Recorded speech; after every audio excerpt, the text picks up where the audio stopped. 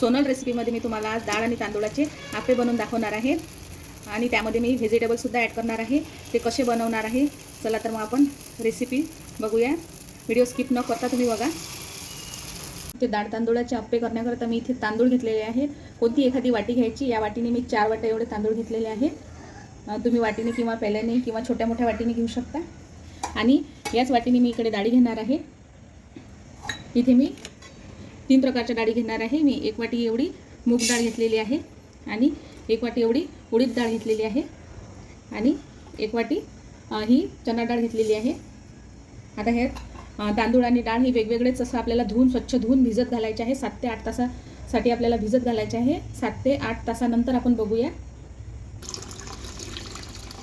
हे बघा इकडे 7 तास एवढे झालेले आहेत. आपली डाळ ही छान भिजलेली आहे आणि इकडे तांदूळ पण छान भिजलेले आहेत. असे वेगवेगळेच हे भिजायला टाकायचे आहेत. इथे मी राशनचेच तांदूळ घेतलेले आहेत. आता हे दोन्ही डाळ आणि तांदूळ यातलं पाणी हे काढून टाकायचं आणि दुसऱ्या पाण्याने हे धुवून घ्यायचे आहेत. आता हे डाळ तांदूळ मी धुवून घेतलेले आहे. आता असे एकत्र करून थोडं थोडं पाणी घालून मिक्सरला हे वाटून घ्यायचं आहे. आता मी मिक्सरला बारीक करून घेणार. इथे मी हे असं डाळ आणि तांदूळ असे बारीक करून घेतलेले आहे. अगदी थोडं थोडं पाणी वापरून मी इथे हे असं मिश्रण करून घेतलेलं आहे. हे असं एकत्रच करायचं. यामध्ये असं चमच्याने हे मिक्स करून घ्यायचं आणि हे मिश्रण रात्रभर आपल्याला असं आंबवण्याकरता ठेवायचं आहे. भांडं असं थोडं मोठंच घ्यायचं कारण मिश्रण हे फर्मेट झाल्यानंतर हे खूप फुलतं, म्हणून भांड्यामध्ये अशी जागा असायला पाहिजे. बघू शकता. आता हे रात्रभरासाठीच असं ठेवणार आहे मी, किंवा तुम्ही सकाळी जर करत असाल तर मग 7 ते 8 तासातच हे फर्मेट होऊन जातं. आता आपण दुसऱ्या दिवशी सकाळी बघूया. आता असं उन्हाळ्याचे दिवस जर असले तर असंच ठेवून द्यायचं झाकून, आणि हिवाळा जर असला तर यावर नॅपकिन वगैरे किंवा एखादा जाड असा टॉवेल वगैरे ठेवायचा, म्हणजे मग लवकर फर्मेंट होतं. आता मी इथे तुम्हाला दुसऱ्या दिवशी दाखवत आहे. बघू शकता मिश्रण हे आपलं छान असं फर्मेंट झालेलं आहे. अगदी अर्ध भांडं हे मिश्रण होतं, तर हे भांडंभर झालेलं आहे. हे बघा ते छान असं फर्मेंट झालेलं आहे.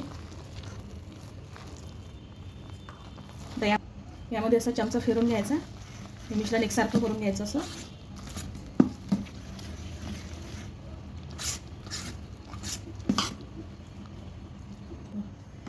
आता मी यामध्ये काही व्हेजिटेबल ॲड करणार आहे.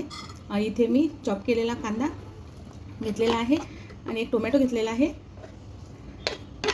इथे पालक आहे आणि कोथिंबीर घालून घेणार आहे. तुम्ही आणखी व्हेजिटेबल ॲड करू शकता तुमच्या आवडीनुसार. आणि थोडंसं हिरवी मिरचीची मी पेस्ट करून घेतलेली आहे. सर्व मिक्स करून घ्यायचं. इथे चवीनुसार मीठ घालून घ्यायचं आणि याला असं मिक्स करून घ्यायचं. आता मिश्रण थोडं मला असं घट्ट वाटत आहे, तर इथे थोडं मी पाणी टाकून घेणार आहे.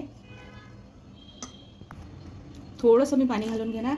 अगदी जास्त असं पातळसुद्धा आपल्याला मिश्रण नको. हे बघा अशी कन्सिस्टन्सी पाहिजे. बघू शकता. अगदी थोडंसंच पाणी मी इथे ॲड केलेलं आहे. आता इथे मी 2 चमचे एवढं तेल गरम करायला ठेवलेलं आहे.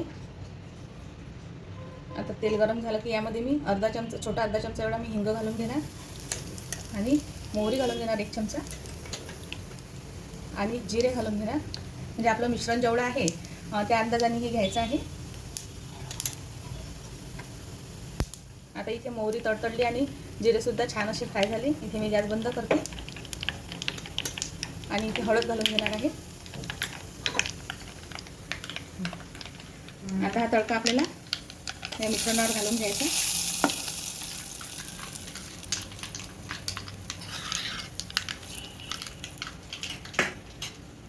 याला मिक्स करून घ्यायचं.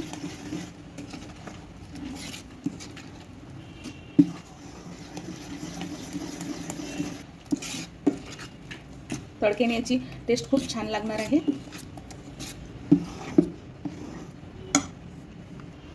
आता आपलं हे मिश्रण अप्पे करण्यासाठी रेडी झालेलं आहे. आता मी अप्पे करून दाखवणार आहे. मी इथे गॅसवर अप्पे पॅन ठेवलेला आहे. इथे थोडं थोडं मी तेल घालून घेणार.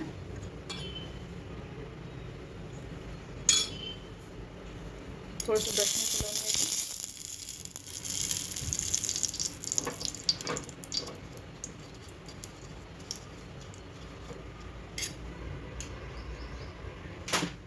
आता इथे अप्पे पॅन गरम झालेला आहे. इथे हे अप्पे टाकून घेणार. सुरुवातीला आधी साईडने टाकायचे, नंतर मग मध्ये टाकायचे, कारण तिथे गॅसची फ्लेम ही जास्त लागते तर मग लवकर जळू शकतात.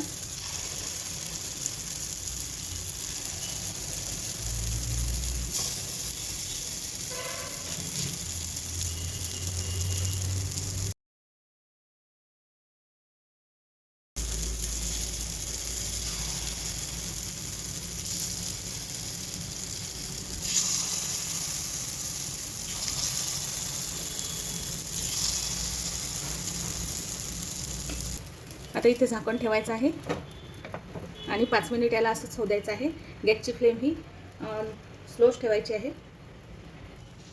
आता इथे 4 ते 5 मिनिट एवढे झालेले आहे.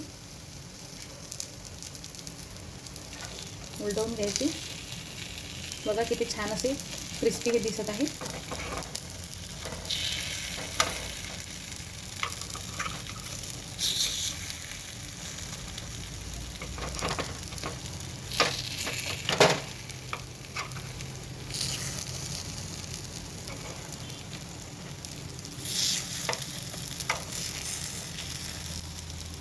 आता खालच्या साईडने सुद्धा 2 मिनिटासाठी होऊ द्यायचे आहेत, म्हणजे छान असे क्रिस्पी हे बनतात. आता इथे 2 मिनिट झालेले आहेत. बघू शकता छान असे आपले झालेले आहेत. हे बघा बघा दोन्ही साईडने खूप छान झालेले आहे.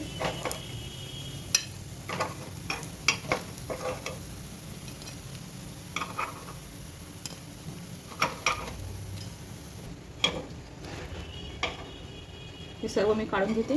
हे बघा खालून वरून खूप छान झालेले आहे.